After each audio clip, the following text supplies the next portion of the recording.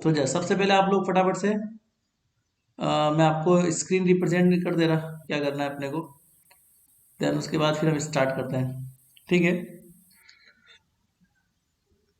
जायरेट्रॉन का एक्सप्रेशन हम लोग लिखेंगे हमें ना। सो हेडिंग दो, फील्ड पार्टिकल इंट्रैक्शन इन जायरेट्रॉन, मतलब कि जो आप ईएफ फील्ड देते हो ना, इलेक्ट्रोमैग्नेटिक फील्ड देते हो, उस इलेक्ट्रोमैग्नेटिक फील्ड का उस पार्टिकल से जो इंट्रैक्शन होता है ना, वो हमें आज पढ़ना है, उसका मैथमेटिकल एक्सप्रेशन आज हमें पढ़ना है। So heading is the field particle, field मतलब radio frequency field, field particle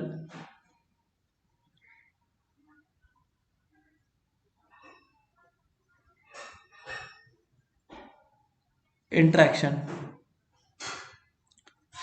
field particle interaction in gyrotron. तो ये कंप्लीट कर लेते हैं हम ना फटाफट से। फील्ड पार्टिकल इंट्रैक्शन क्या होता है, देखो, in a gyrotron electron beam have very large velocity. In जायरेट्रॉन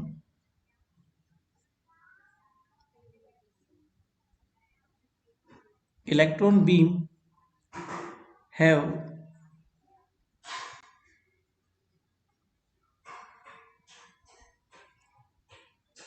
very large velocity and pass through into the high magnetic field, pass through into high magnetic field, ठीक है ना। तो वो उच्च चुंबकीय क्षेत्र से निकलती है। So we can say that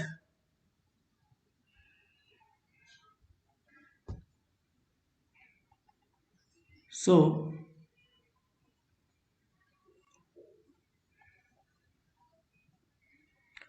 we can say that force मतलब क्या होता है, velocity multiply with the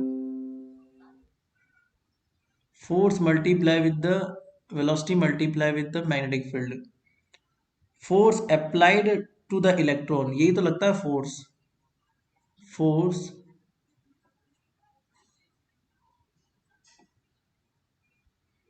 applied to the electron, to the electron and they follow helical path, and they follow helical path, तो ये helical path भी follow करेंगे। the total velocity of the field is the total velocity, तो उसकी क्या हो जाएगी, total velocity कितनी होगी वो देखते हैं हम लोग। Total velocity of the field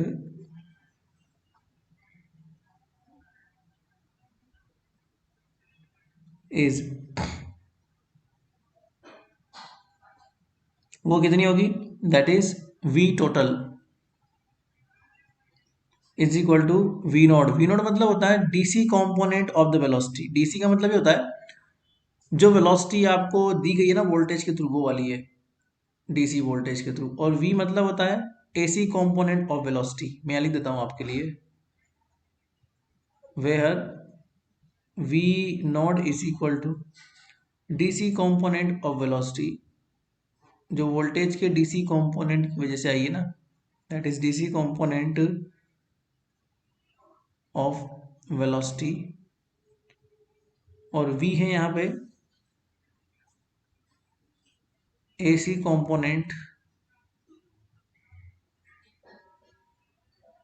of velocity, ठीक है। And the effective mass of electron, अगर आपको मान लो इफेक्टिव मास निकालना, बिकॉज वो रिलेटिविस्टिक है, आपका इलेक्ट्रॉन रिलेटिविस्टिक है ना, एंड द इफेक्टिव मास बहुत ज्यादा वेलोसिटी से भागता है पार्टिकल जायरेट्रॉन में, इसीलिए ये सबसे ज्यादा इफेक्टिव एम्पलीफायर माना जाता है। कौन, जायरेट्रॉन, ये लेटेस्ट ये यूज में आता है। तो इसमें जो है ना इलेक्ट्रॉन रिलेटिविस्टिक वेलोसिटी से भागता है, इसलिए रिलेटिविस्टिक मास या इफेक्टिव मास हम लोग यहाँ पर कैलकुलेट करते हैं क्योंकि उसकी वेलोसिटी अप्रोक्सीमेटली लाइट वेलोसिटी के बराबर होती है। तो ये उसका रेस्ट मास है, और रेस्ट मास में अगर अपन लोग ये डिवाइड कर देंगे तो रिलेटिविस्टिक मास या इफेक्टिव मास कहलाएगा। इस टर्म को हम लोग गामा बोलते हैं normally. So gamma multiply with the M. अगर हम रिलेटिविस्टिक में जाते हैं तो मोमेंटम क्या हो जाएगा हमारे पास, and the momentum relativistic momentum हो जाएगा ना।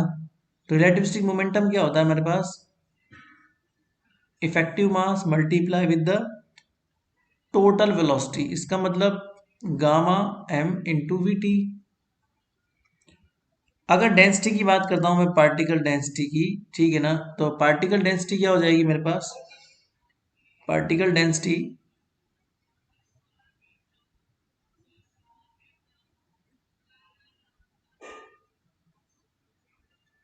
पार्टिकल डेंसिटी जो है ना मेरे पास हो जाएगी n प्लस एन, ठीक है ना।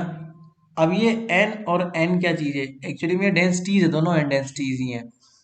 पार्टिकल दोनों ही डेंसिटी है। ये जो n है वो उन पार्टिकल्स की डेंसिटी है जिनकी वेलोसिटी v नॉट है, और स्मॉल n वो है उन पार्टिकल की वेलोसिटी जिनकी वेलोसिटी स्मॉल v है। मतलब एसी और डीसी कंपोनेंट अलग अलग पार्ट में कर दिए हम लोगों ने।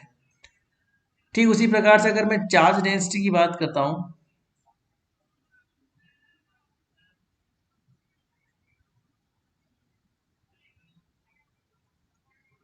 चार्ज डेंसिटी की बात करते हैं तो वो कितना हो जाएगा हमारे पास, माइनस रो नोड। ये उन पार्टिकल्स की चार्ज डेंसिटी है जिनकी वेलोसिटी v है, v नोड है, और एक हो जाएगा रो, ये उनकी है जिनकी वेलोसिटी v है। If electric field and magnetic field are represent the if electric field and magnetic field are represent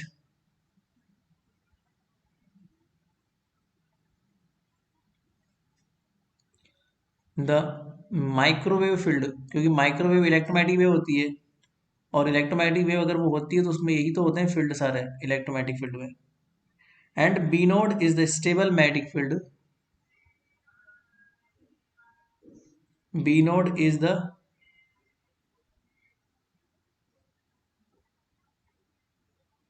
stable magnetic field. Then equation of motion, then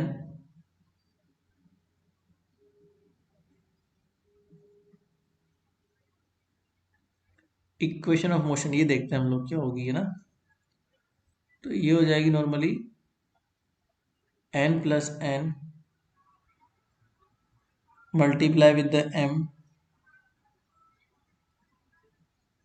d upon dt and gamma we t.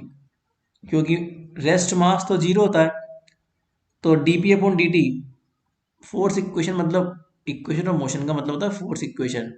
तो force equation में force के बराबर सारे forces कर देते हैं। System में जितने भी फोर्स लग रहे हैं ना, उन सभी फोर्सेस को आप एम ए के बराबर रख दो, न्यूटन्स लो, मतलब F is equal to M A. तो m multiply with the a, मतलब m multiply with the dv upon dt, या फिर या फिर आप ये बोल सकते हो कि dp अपॉन dt। F बराबर क्या होता है, dp अपॉन dt होता है। तो मैंने dp अपॉन dt कर दिया, p बराबर वैल्यू पुट कर दी। अब गामा जो है उसके अंदर वेलोसिटी है, इसलिए वो भी टाइम के रिस्पेक्ट में चेंज होगा, इसलिए मैंने गामा को अंदर रखा है। मास रेस्ट मास है उसको बाहर निकाल लिया। सिस्टम में फोर्सेस कौन कौन से लग रहे हैं, ये तो चार्ज डेंसिटी है, तो charge multiply with the electric field, वो क्या होता है, इलेक्ट्रिक फोर्स डेंसिटी होता है। क्योंकि डेंसिटी की फॉर्म में सब कुछ चल रहा है ना, इसलिए डेंसिटी हो जाएगा। और मैग्नेटिक फोर्स क्या होता है, charge multiply with the velocity multiply with the magnetic field, Q V भी होता है ना। तो ये हो गया, ये तो एक कांस्टेंट मैग्नेटिक फील्ड की वजह था। और मान लो एक और मैग्नेटिक फील्ड अगर आ जाए, मान लो बी, तो दोनों की वजह से हमारे पास जाएगा। क्योंकि देखो ई और बी तो हमारे पास माइक्रोवेव के फील्ड है ही सही, और B naught stable magnetic field है जो उसमें सस्टेंडेड है। तो दोनों ही फील्ड की वजह से दो तरह के फोर्स लगेंगे, बी नोड की वजह से बी वाला लगेगा और बी की वजह से ये वाला लगेगा। इसको नाम दो इक्वेशन नंबर 1। ठीक है, ये कुछ नहीं, just F is equal to लगने वाले टोटल फोर्स है उस सिस्टम में ना। When there is no AC field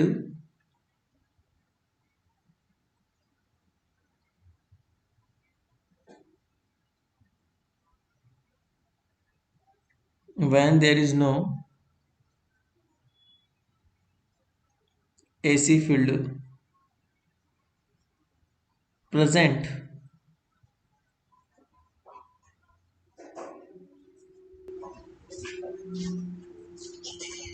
then we can say that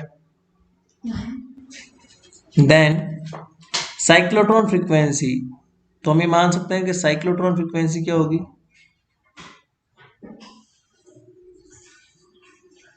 वो क्या हो जाएगी मेरे पास,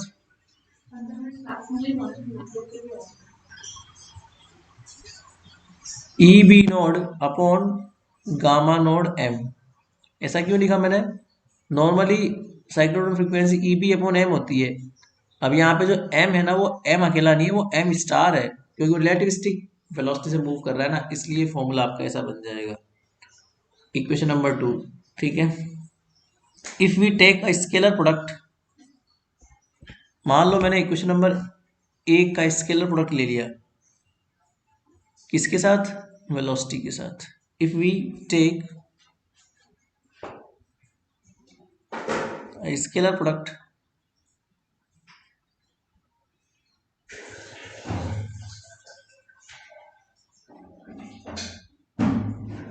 with Vt of इक्वेशन 1, मान लो इक्वेशन नंबर 1 का मैंने काम किया ये, ठीक है। तो मैं क्या करूँगा, ये जो n प्लस एम चल रहा है इसको चलने दो, और ये जो m है उसको भी रहने दो। मैंने Vt के साथ लिया है ना, तो Vt dot d upon D T and gamma Vt it just equal to minus rho plus rho Vt dot capital E, equation number 3। क्योंकि ये दोनों टर्म तो जीरो हो जाएगी, वेक्टर सम से ये दोनों टर्म क्या हो जाएगी, पीछे वाली वेक्टर्स के रूल के अकॉर्डिंग ये जीरो हो जाएगी, ठीक है ना। आप चाहो तो निकाल के देख लो। मतलब कहने का ये है कि इन दोनों में 90 का एंगल बनेगा मान लो, तो ये 90 के एंगल के साथ में साइन के साथ जीरो एंगल बनाएगा ये।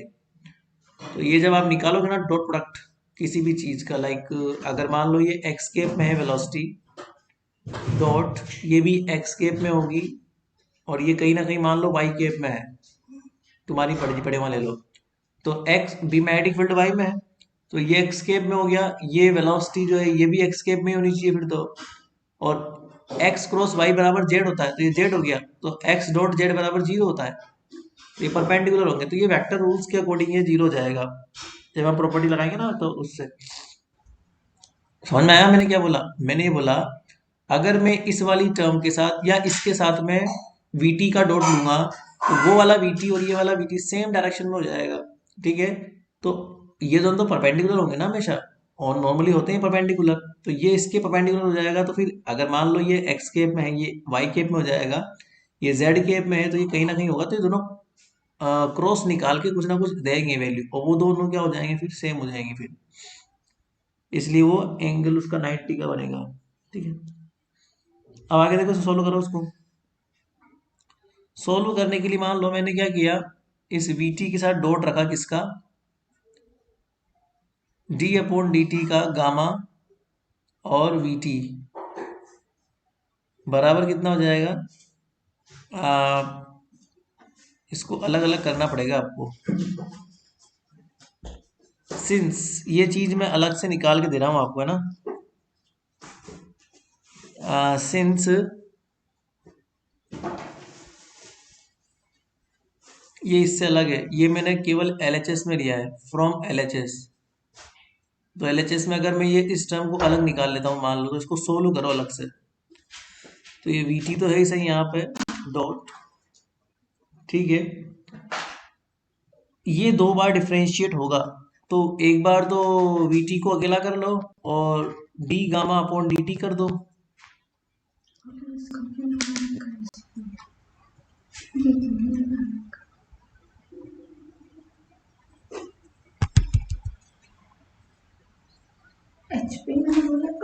अब देखो, अब अगर गामा को अकेला रख लेते हैं, अब अगर गामा को हम अकेला कर देते हैं तो फिर डिफरेंशिएट कौन होगा? गामा अकेला कर दो, डिफरेंशिएट कौन होगा?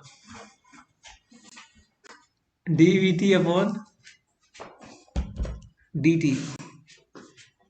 ठीक है, अब चाहो तो आप इनको मल्टीप्लाई कर दो। तो इनको जब मल्टीप्लाई करोगे ना आप लोग, तो ये हो जाएगा we T dot v t. तो v T dot v t तो क्या हो जाएगा? वी टी स्क्वायर हो जाएगा। तो वी टी स्क्वायर और ये हो जाएगा D gamma upon D T. ठीक है, और ये मेरे पास, तुम चाहो तो इसको अंदर लेके कर सकते हो। मतलब मान लो ये हो जाएगा प्लस गामा वी टी और d V T upon D T square. तो इसको तुम चाहो तो ऐसे लिख सकते हो। कैसे लिख सकते हो? बराबर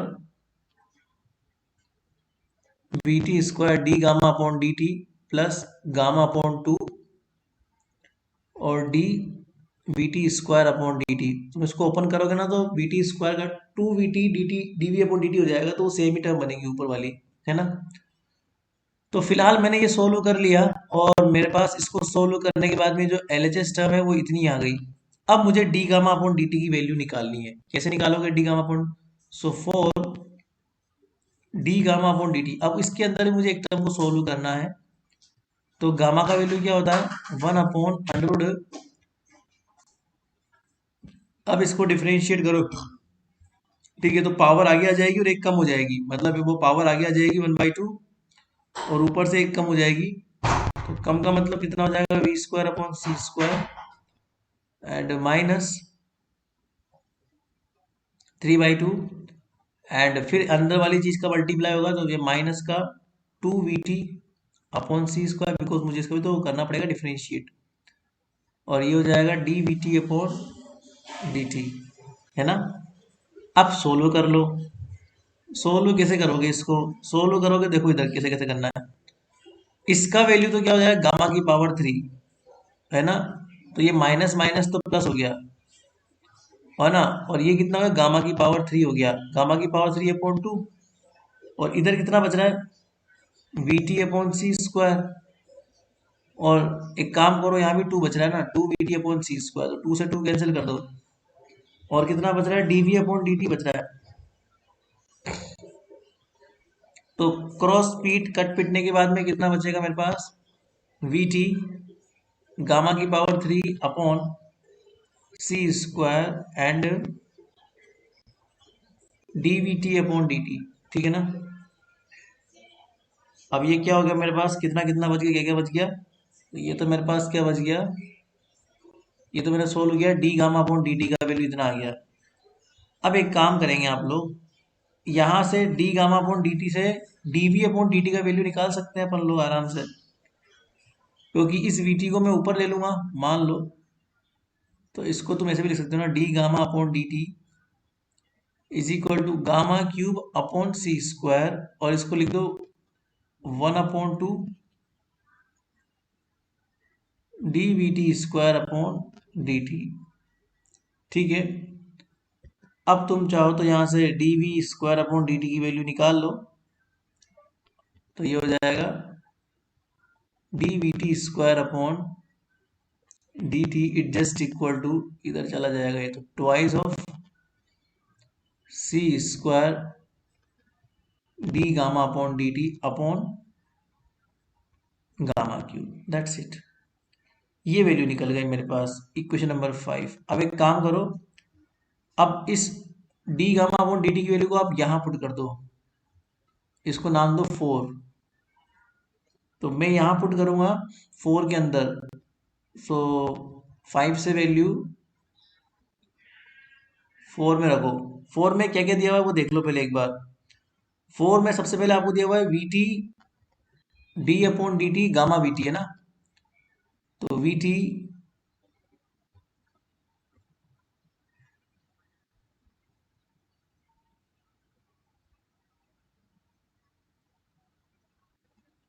इट जस्ट इक्वल टू, आगे देखना क्या लिखा हुआ है, v T square d gamma upon D t, तो वी टी स्क्वायर और d gamma upon D T, and उसके बाद क्या लिखा हुआ है, gamma by two, two c gamma by two, और d we square upon D t, और ये से लिखा है ना, तो गामा बाई टू है, फिर लिखा है प्लस गामा बाई टू, और फिर ये लिखा है आपके पास में, यही तो लिखा है D V T square upon D T, इसकी वैल्यू पुट कर दो जो आपने निकाली है, कितनी निकाली है, two C square upon gamma three D gamma upon D T, ये तो निकाला है आप लोगों ने। ठीक है, तो आप जो है D gamma upon D T दोनों कॉमन आ जाएगा, ये दो बार कट जाएगा, ये एक बार कट जाएगा, तो जो कॉमन आ रहा है उसको कॉमन निकाल लो, d gamma upon D t common आ रहा है। अब बचा कितना यहाँ पे, वी टी स्क्वायर बचा, प्लस ये सी स्क्वायर बचा, और यहाँ पर कितना बचा, गामा स्क्वायर बचा नीचे की तरफ, नीचे बचा गामा स्क्वायर। ठीक है, तो दिस इज इक्वेशन नंबर 6। अब ये 6 की वैल्यू आप ऊपर पुट कर दो 3 नंबर में, देखो इधर 3 नंबर कहाँ है, ये वाली, यहाँ पे मैं V T D upon D T ये तो सोल्व कर रहे थे, तो N plus N multiply with the M, ये तो है ही सही, तो आ जाओ नीचे, 6 से वैल्यू 3 में पुट करेंगे, तो यहाँ पर हमारे पास क्या है, N plus N multiply with the M. अब वहां पे वो लिखा है जो हमने सोल्व किया है, हमने क्या क्या सोल्व कर लिया, हमारा सॉल्यूशन में आ रखा है D gamma upon D T and V T square plus C square upon gamma square, ये आ रखा है हमारे सॉल्यूशन के अंदर, है ना, we T square upon C square gamma square. अब आप चाहो तो इसको आसानी से लिख सकते हो ना, अब तो इसको सोल्व करना है, बराबर में क्या लिखा हुआ है, वी टी लिखा हुआ है बराबर में, और माइनस रो नोट प्लस रो लिखा हुआ है, और ई लिखा हुआ है। यहां से अगर मैं D gamma upon D T को अकेला करता हूं मान लो, तो मैं यहाँ D gamma upon D T को अकेला करना चाहता हूं, तो कितना हो जाएगा, we T multiply with minus rho naught plus rho and gamma square upon M N plus M, ठीक है, and V T square gamma square plus C square, ये मैंने एलसीएम ले लिया गामा स्क्वायर को और कुछ नहीं किया। अब आप चाहो तो इसको थोड़ा और सोल्व कर लो, एंड जस्ट ये क्वेश्चन नंबर इसको नाम दो 7, ये काम आ सकती है बाद में। अब इसको थोड़ा और आगे बढ़ाओ, तो minus E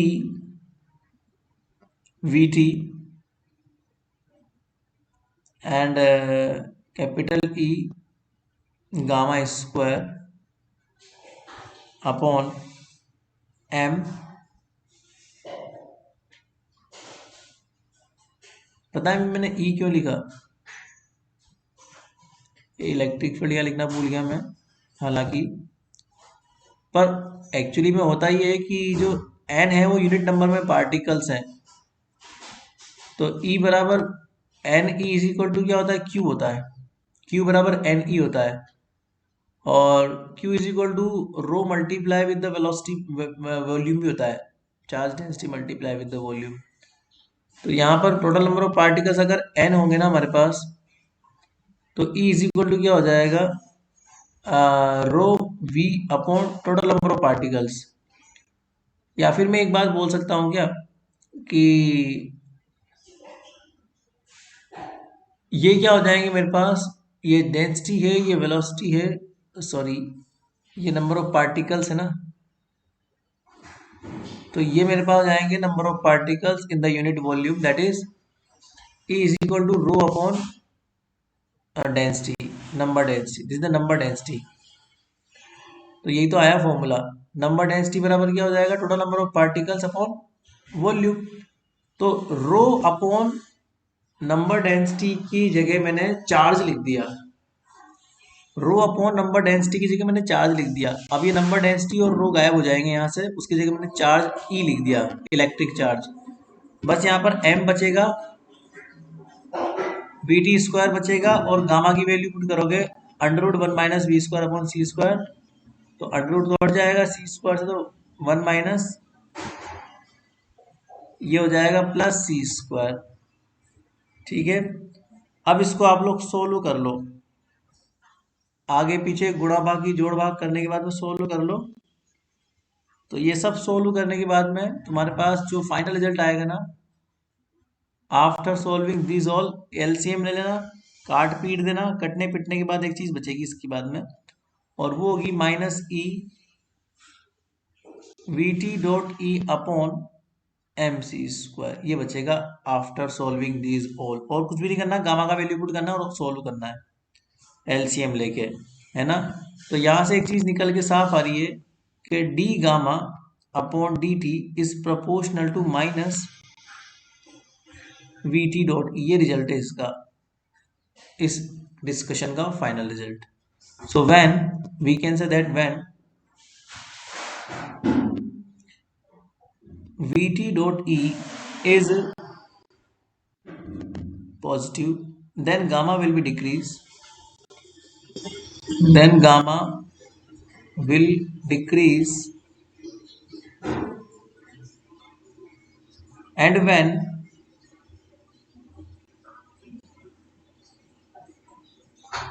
vt dot e is negative, the gamma the gamma will be the gamma will the gamma will increase, ठीक है ना, and cyclotron frequency will increase, and cyclotron frequency will increase, ठीक है। तो इससे क्या होगा, cyclotron frequency will also be increase, ठीक है।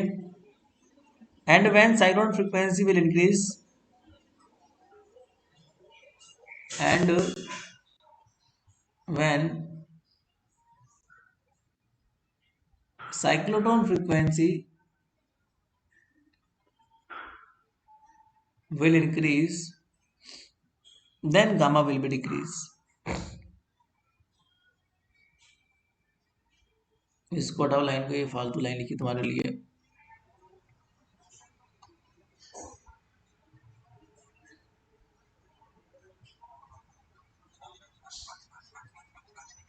ये लाइन फालतू है, यहां से लिखो when cyclotron frequency will increase, then gamma will decrease, ठीक है। so those electron which have so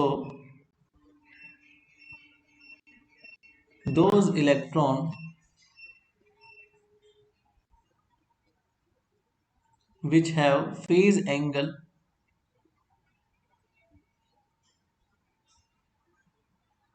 plus minus 90 degree related to the electric field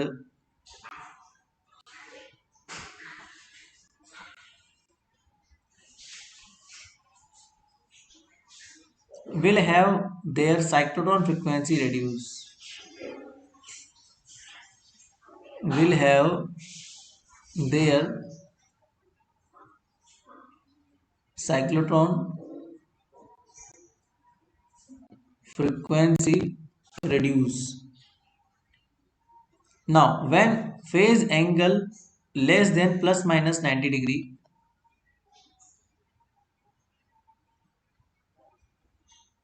but यहाँ लिख लो साथ में, but when it is less than plus minus 90 degree, then cyclotron frequency will increase. Then cyclotron frequency cyclotron frequency will increase, and this process result is in bunching of the electron, and this process result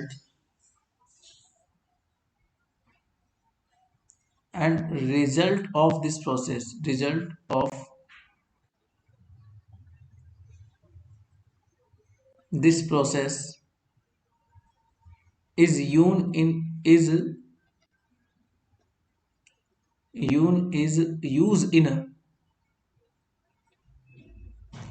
bunching of electron. इस तरीके से ये काम करता है ना, कि इस तरह साइक्लोट्रॉन फ्रिक्वेंसी को यूज करके हम लोग बंचिंग में काम में ले सकते हैं। तो ये मैथमेटिकल एक्सप्रेशन था इसका जाइरेट्रॉन का। अब इसके बाद में जो है TWT हम लोग कल से पढ़ेंगे, इसको एक बार और देख लेना है ना।